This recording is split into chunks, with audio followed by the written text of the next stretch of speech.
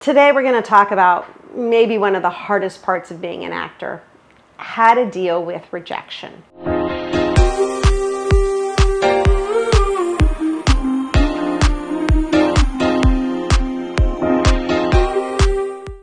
Dealing with rejection is never fun. I'm just going to say it. It is difficult. If you are in the game and you are auditioning, you are going to hear no all the time.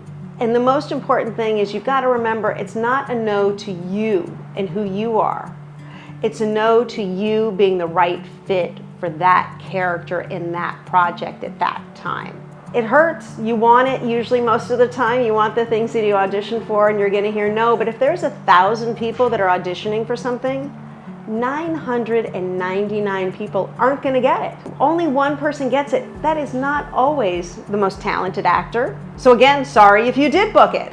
It's not always the best person. It's the best fit for that character, for what it is they're looking for. Maybe they're trying to match you with somebody else and it just doesn't look like you'd be their best friend or their husband or their daughter, right? It's in the whole ensemble piece. There are so many reasons you might not get something. You might look like somebody's ex-wife. You might look like the person who broke somebody's heart. Somebody else might look like the person they're totally in love with. There's so many things that go into casting a role. There's so much that is out of your control, and yet a lot of times actors think that they did something to lose it. Like the audition is theirs to lose. No, it's yours to get.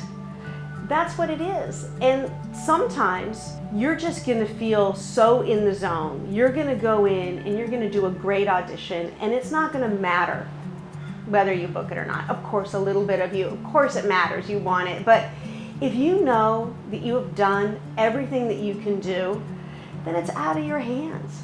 Sometimes one of the most freeing things to do is auditioning for something you're totally wrong for. It doesn't feel like there's anything to lose. Oh, they want somebody who's totally different than me. I can do whatever I want on this audition.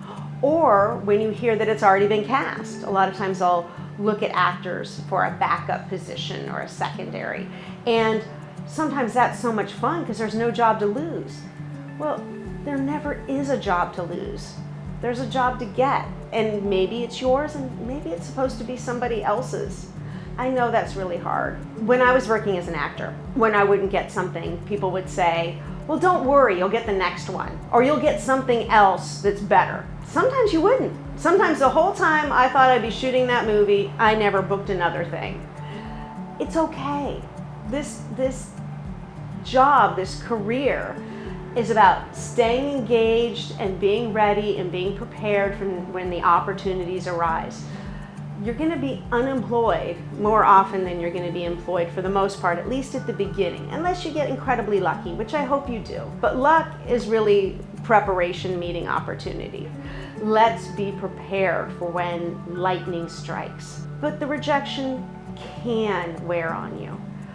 The worst, ironically, is when you get really close to something. The closer you get to it, you find out it got between you and one or two other people out of all of those people, and you didn't get it.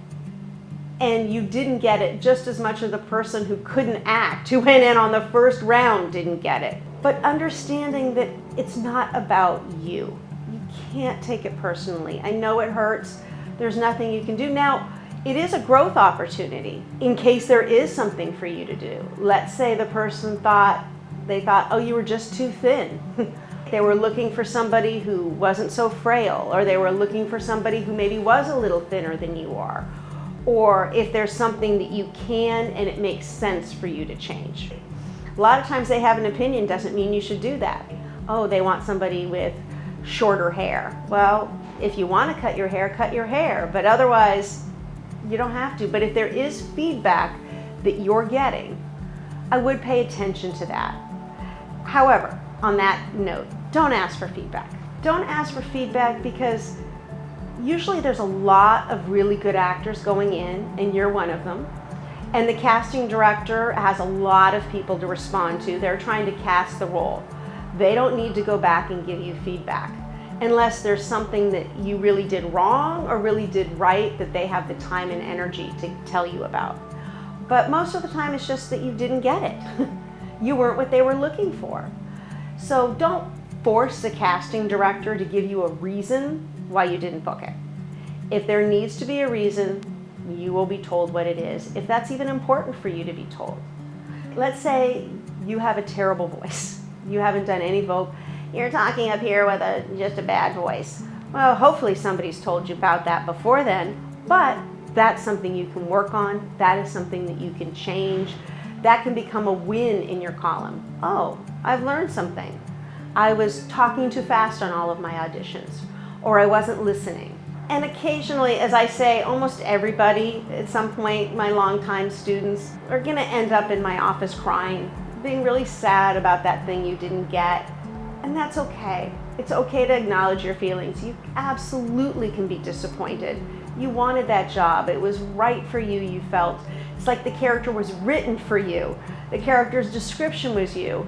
You did a great audition and you still didn't book it. Yeah, you can be disappointed. But also remember, it's a win.